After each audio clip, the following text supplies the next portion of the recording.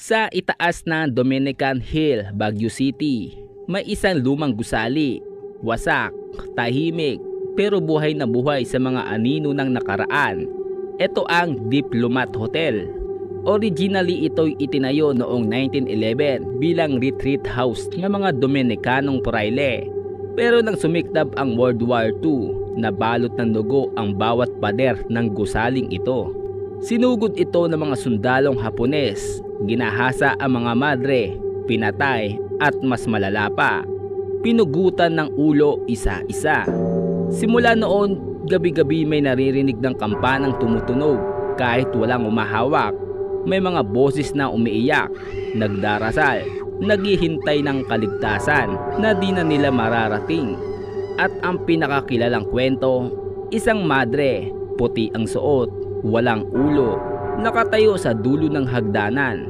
Tahimik lang siyang nakatingin, pero parang sinusundan ka ng mata niya. Hanggang ngayon, ginagamit pa rin ang gusaling ito sa mga tour at events. Pero may mga nawawalang gamit, nawawalang oras, at may mga bisitang hindi na raw nakakatulog pag uwi. Ang Diplomat Hotel ay sarado na, pero ang mga kaluluwa nito nananatiling gising.